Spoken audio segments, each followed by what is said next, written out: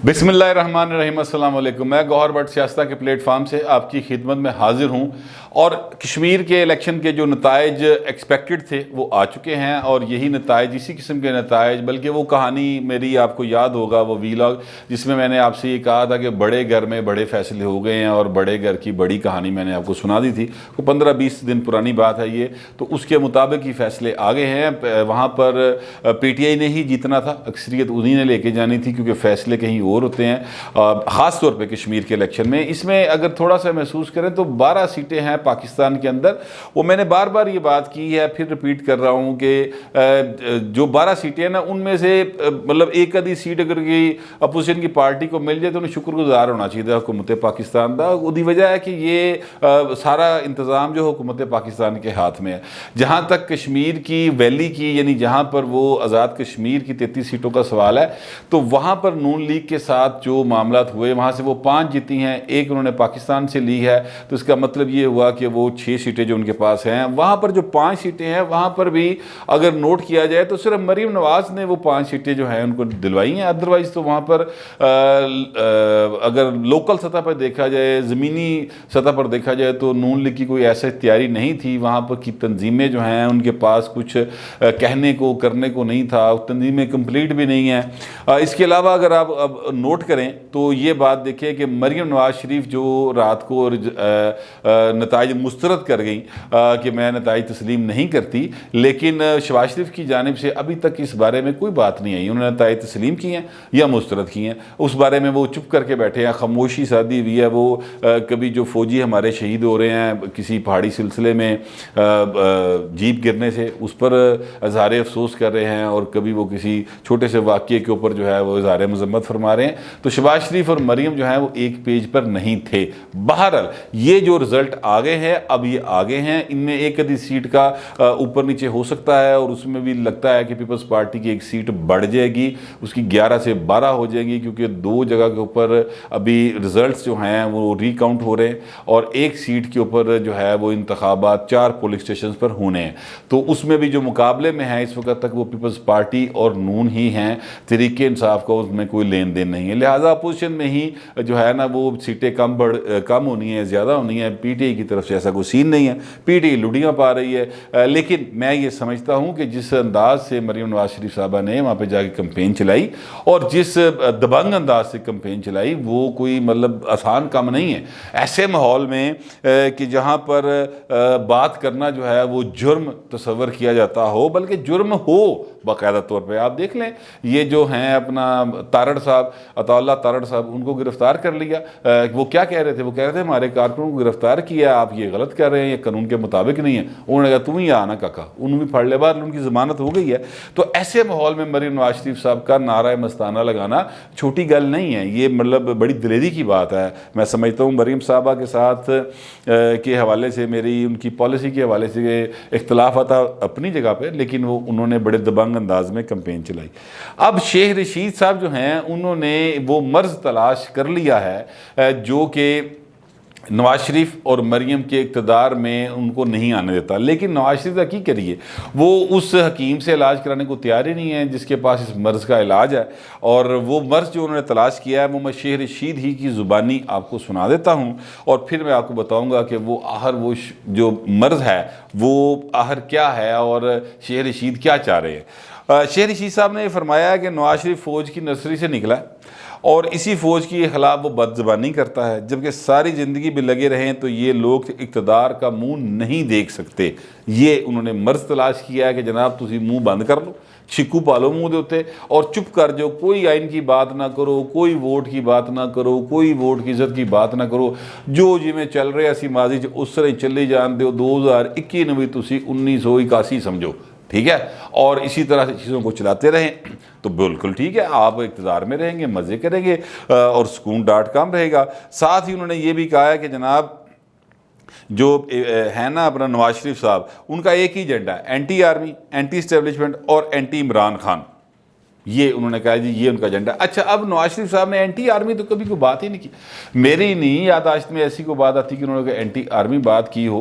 हाँ, उन्होंने ये बात ज़रूर की है कि जनाब जो एंटी इस्टेब्लिशमेंट के ज़ुमरे में ज़रूर आती है, और एंटी इमरान तो ज़ाहिर बात होगी क्योंकि वो मुखालफ सियासी जमात हैं। तो फिर इमरान को मेरा मतलब अल्लाह में अवतार थोड़ी, जो सियासत में होता है उसके ख़िलाफ़ और उसके हक़ में बातें होती हैं। हम यहाँ पे वीलॉग करते हैं, लोग नीचे अजीबो गरीब बातें लिखते हैं, वो बात भी नहीं की होती फिर भी लोग लिखते हैं। तो अब पब्लिक है, वो जो दिल करेगा वो बात करेगी। तो इसमें तो ऐसा नहीं हो सकता पॉलिटिक्स के अंदर कि आपके खिलाफ कोई बात ही ना करे। इमरान खान अकबर आज़म थोड़ी है, लेकिन वो समझते खुद को अकबर आज़म ही हैं। बहरहाल एंटी आर्मी मेरा नहीं ख्याल कि इमरान नवाज शरीफ ने कोई बात की हो, बल्कि मरीम नवाज शरीफ साहबा ने ये जो अभी सियालकोट में जलसा हुआ उसमें उन्होंने ये कहा कि जनाब आप हमारे फ़ौजी भाई हैं और मैं जो फ़ौज की बड़ी कदर करती हूँ, लेकिन चंद लोग जो उन्होंने पिन पॉइंट किए थे नवाज शरीफ साहब ने गुजरांवाला के जलसे में, उन्होंने कहा कि वो जो हजरात हैं ना, उन्होंने जो कुछ किया आप उसके नक्शे कदम पर मत चलिएगा। ये मरीम नवाज शरीफ साहबा ने कहा था। लेकिन अब शेर रशीद साहब जो बात कह रहे हैं ना, वो बात पाकिस्तान के सियासी तनाज़र में देखा जाए तो कुछ सोचने वाली भी नहीं है, लेकिन उस बात को मनो तस्लीम भी नहीं किया जा सकता। उसकी वजह यह है कि यार हम 2021 है। अब आप इस बात से अंदाज़ा लगाएं कि पाकिस्तान पीपल्स पार्टी जो है वो एंटी इस्टेब्लिशमेंट जमात कंसीडर होती थी, और जब से उन्होंने एंटी इस्टेब्लिशमेंट स्टांस अपना बदलना शुरू किया, यानी ये बेनज़ीर भुट्टो साहबा की ज़िंदगी के अंदर ये बात आई थी कि जब उन्होंने NRO किया था, आपको याद होगा परवेज़ मुशर्रफ के साथ, तो उसके ऊपर बड़ा गिरोला रफाया पै गया सी। नून लीग ने बहुत ज़्यादा उसके ऊपर पीपल्स पार्टी को क्या कहते हैं रगेदा, और नवाज शरीफ ने बड़े सख्त उस पर बयानात दिए। उसके बाद नवाज शरीफ की पॉपुलैरिटी जो है वो बढ़ गई, और 2008 के इंतखाबात आपके सामने थे कि पीपल्स पार्टी जो है वो पंजाब के अंदर ज़्यादा नशिस्तें नहीं ले जा सकी। इसके बावजूद कि बेनज़ीर की डेथ हुई थी, एक सोगदा और एक हमदर्दी का वोट भी होता है ना, वो पीपल्स पार्टी उसको कैश नहीं करवा सकी। और नवाज शरीफ जो हैं वो अपनी एंटी इस्टेब्लिशमेंट कैंपेन, ज़ाहरी या हकीकी जो भी आप कह लें, उसके ज़रिए वो चीज़ों को वहाँ तक ले गए कि वह पंजाब में उनकी हुकूमत बन गई। अच्छा, अब लोगों का क्या करे? शेख साहब ने असल में मर्ज तो बता दिया, पर लोगों का नहीं दसिया, लोगों का की करिए। नवाज शरीफ साहब जो हैं वो इतने पॉपुलर कब हुए? अगर नोट करें तो मैं अपनी यादाश्त के ज़ोर पे आप लोगों को बता सकता हूं कि 1990 के इलेक्शन में नवाज शरीफ वज़ीर-ए-आज़म बने थे, और वो IGI का प्लेटफॉर्म था और वो बिल्कुल वज़ीर-ए-आज़म बने थे, लेकिन नवाज शरीफ पॉपुलर नहीं थे। नवाज शरीफ पॉपुलर लीडर नहीं थे उस वक्त भी। नवाज शरीफ 1997 में भी पॉपुलर लीडर नहीं थे। वो भी इलेक्शन जो है वो रिग इलेक्शन था, ये बात बिल्कुल दुरुस्त है। और उसमें भी पीपल्स पार्टी को पूरे पंजाब में एक सीट भी नहीं मिली थी, एक सीट बिल्कुल। ना MPA था पीपल्स पार्टी का, ना MNA था पीपल्स पार्टी का, 0 सीट थी। जो 10 लोगों की अपोजिशन थी, वो 10 लोगों की अपोजिशन भी इस तरह से थी कि उनको नवाज शरीफ ने पंडा लवाया नहीं, इसीलिए वो अपोजिशन थी। 10 लोगों की अपोजिशन थी ये पंजाब असम्बली के ऐवान के अंदर। इस अक्सरियत के साथ नवाज शरीफ जीता था, वो भी इलेक्शन रिग था। वो उसकी कहानी मैं आपको बता चुका हूँ कि वो किस तरह से मैं ये बात कहता हूँ। फिर भी रिपीट कर देता हूँ, थोड़ा सा वक्फे आप मतलब एक दो मिनट में रिपीट कर देता हूँ। वो ये था कि मैं जो ज़ाहिर न्यूज़ एडिटर था दिन अखबार का, तो 6:30 बजे दफ्तर पहुँचा, तो हमारे एडिटर थे तौसीफ अहमद खान साहब, उन्होंने बुलाया और मुझे 75% हल्के जो कि कौमी असम्बली के थे उनके रिजल्ट्स मेरे हाथ में दे दिए कि आप जाके ये जो है ना कर दें, अपना सुर्खी लगा दें कि भुट्टो का बुत टूट गया और ये हल्के हैं, और उनमें सब में नवाज शरीफ जीते हुए थे, नवाज शरीफ की पार्टी जीती हुई थी। तो मैंने बड़ा हैरान होकर कहा, मैं कहा सर 6 बजे पोलिंग खत्म हो रही है, 6:30 बजे आप रिजल्ट दे रहे हैं, ये कैसे हो रहा है? तो उन्होंने कहा बस जो मैं कह रहा हूँ वही हो रहा है और यही रिजल्ट है। 3 दिन बाद जाके रिजल्ट कंफर्म हुए थे ऑफिशियली।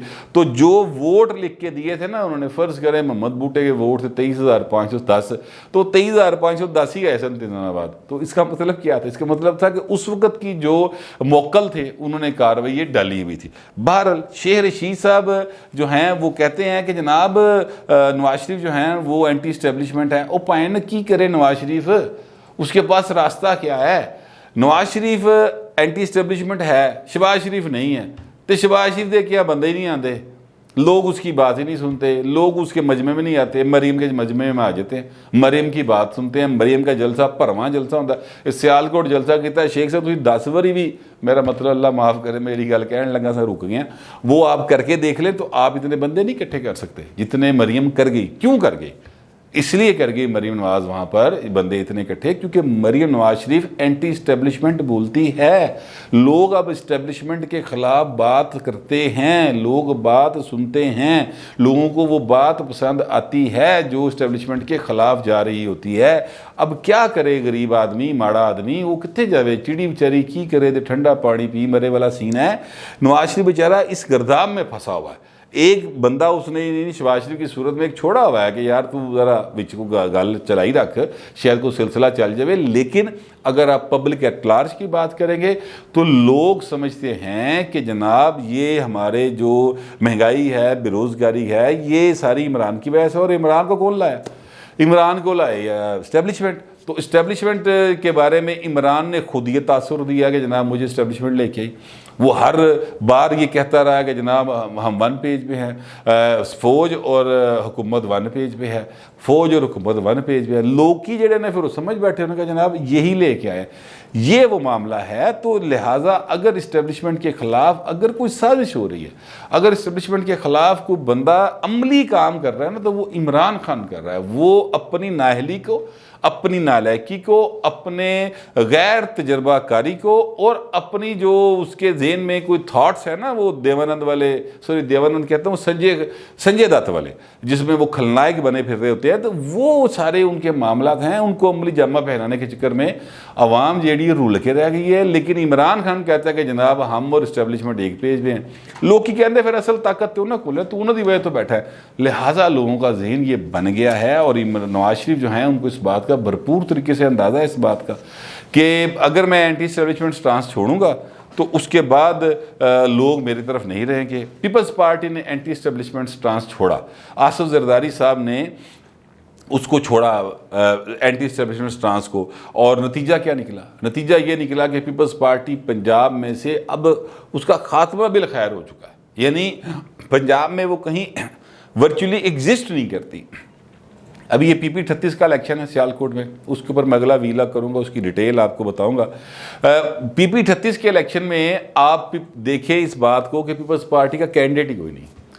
यानी पाकिस्तान पीपल्स पार्टी जो इस मुल्क के अंदर कोई 6 बार इक़्तिदार में रह चुकी, 71 में आई, 71 के एंड में आई, 77 में आई, 88 में आई, 93 में आई और 2008 में आई। 5 बार वो इक़्तिदार में रह चुकी है। उस पार्टी का उम्मीदवार ही कोई नहीं। एक होंदा ना कि चलो भावें 500 वोट लवे, उम्मीदवार तो हो, उम्मीदवार ही कोई नहीं। वजह क्या? वजह यह है कि लोगों ने आसिफ जरदारी का जो बयानिया था प्रो इस्टेब्लिशमेंट, उसको कबूल नहीं किया। ये एक बिल्कुल आम सादा सी बात है। लिहाजा नवाज शरीफ साहब जो है ना, चूँकि वो यहाँ से बाहर बैठे हुए हैं, उन्हें पता है कि मैं पाकिस्तान तो बाहर बैठा यहाँ, लिहाजा मेरा तो ज़ाती तौर पर कुछ कर नहीं सकते। जितों तक मरीम की गल है, तो मरीम नवाज शरीफ की हद तक वो मरीम साहबा उस पॉपुलरिटी के उस स्केल पे जा चुकी हैं कि अगर हुकूमत उनके ख़िलाफ़ कोई अब को कार्रवाई करेगी तो फिर नवाज शरीफ बाहर बह के रोला पाएगा ना, वो इस हुकूमत से बर्दाश्त नहीं हो सकेगा। इसलिए उन्हें पता है कि मैं सेफ खेल रहा हूँ। शहबाज शरीफ पहले ही मतलब है कि वो बाइलम लोगों के साथ राब्ते में रहते हैं, लिहाजा उनको फ़िक्र कोई नहीं। अब नवाज शरीफ के पास इसके अलावा चारा कोई नहीं है कि वो एंटी इस्टेब्लिशमेंट बात करे। वैसे होना क्या चाहिए, एंटी इस्टेब्लिशमेंट बात ना करें, मेरा ये ख्याल है। मतलब मैं अगर नवाज शरीफ था तो वैसे मैं हैगा कोई नहीं, तो ना मैं कभी हो सकना। वैसे मैं एक बात कह रहा हूँ, अगर मैं हूँ तो मैं एंटी इस्टेब्लिशमेंट बात ना करूँ, मैं प्रो पीपल बात करूँ। मतलब मैं ये कहूँ कि जनाब हमारे जो सिविलियंस हैं उनको आप इलाज मालजे की मुफ्त सहूलतें दें, उनके बच्चों को बेहतरीन स्कूलिंग मिले, उनके घर ये जो है कूड़ा क्रिकेट उनके घरों के गिर्द ना हो, उनको एक बेहतर ज़िंदगी और ज़िंदगी में आगे बढ़ने के बराबर मौके मिलें, वो ये बात करे तो ज़्यादा बेहतर रहेगा। बजाय इसके कि नवाज शरीफ साहब ये कहते रहें कि जनाब फ़लाँ ने वोट चोरी कर लिए, फ़लाँ ने वोट चोरी कर लिए। इसमें और जो बात मैं कह रहा हूँ इसमें बड़ा फ़र्क पड़ जाता है। चीज़ को समझने में, और लोग जो हैं उनकी बात होगी तो लोगों को समझ भी ज़्यादा आएगी। लेकिन चूँकि शेख रशीद साहब जो हैं उन्होंने अपने आप को आधा वली भी कल का डिक्लेयर कर दिया हुआ है, हासिल ही गल है वैसे, लेकिन उन्होंने आधा वली डिक्लेयर किया हुआ है, तो साथ ही उन्होंने ये दावा भी आज फरमा दिया है और उन्होंने कह दिया है कि 2023 में भी हम हुकूमत बनाएंगे, यानी इमरान खान हुकूमत बनाएंगे, और जो है ना अपना सिंध उसके अंदर भी पीटीआई की हुकूमत होगी। अब आने वाला वक्त बताएगा कि वो जो शेख रशीद साहब दावा कर रहे हैं उसमें किस हद तक सच्चाई है। लेकिन जो हालात जा रहे हैं, देखें गिलगित बल्तिस्तान के अंदर आप धांधली धुंधली करके रिज़ल्ट रोक के वहाँ पे आप नून लीग को, पीपल्स पार्टी को हरा लें, अपना सीएम बना लें, वो एक अलग बात है। ये कश्मीर के इलेक्शन के अंदर आप अपने रिज़ल्ट भी रुकवा लें, पंजाब की सीटें भी मनूवर कर लें और वहाँ पर इमरान खान को भेज के जलसे करवा लें, वहाँ पर अली अमीन गंडापुर गंद डाल आए, वहाँ पर ये सारे काम होते रहे, वो एक अलग बात है। लेकिन पंजाब और सिंध के अंदर और केपी के अंदर बराह रास्त इस तरह की अगर जनरल इलेक्शन में धांधली की, या जो जिसका तासुर कम अज़ कम धांधली वाला हो, ऐसी कोशिशें होंगी ना, तो वो 2023 आ गया होना है शेख साहब। उस वक़्त हालात बहुत डिफरेंट हो गए होने हैं। लेकिन बाहर शेख रशीद साहब फरमा रहे हैं, वज़ीर दाखिला हैं, किसी इन्फॉर्मेशन की बुनियाद पर बता रहे हैं ना, तो इसका मतलब तो फिर लोग सीधा सीधा यही लेंगे कि 2023 भी धांधली का तुम प्लान करके बैठे। ठीक है, तो अब शेख रशीद साहब विकेट के दो तरफ नहीं चारों तरफ खेल रहे होते हैं। एक जुमले में कई बातें वो कर जाते हैं जिसके कई मतलब निकलते हैं। जो मेरी समझ में है वो मैंने आपको बयान कर दी हैं, लेकिन नवाज शरीफ साहब जो है ना उस हकीम से इलाज कराने को बिल्कुल तैयार नहीं है जिस हकीम का पता शेख रशीद बता रहा है। अब आप बेहतर बता सकते हैं जो व्यूअर्स हैं कि नवाज शरीफ को उस हकीम की तरफ जाना चाहिए या उसे डॉक्टर के कोल बैठे रहना चाहिए जिदा क्या है कि वो पाकिस्तान तो बाहर के। फिल वक्त इतना ही, मिलते हैं अगले वीलाग।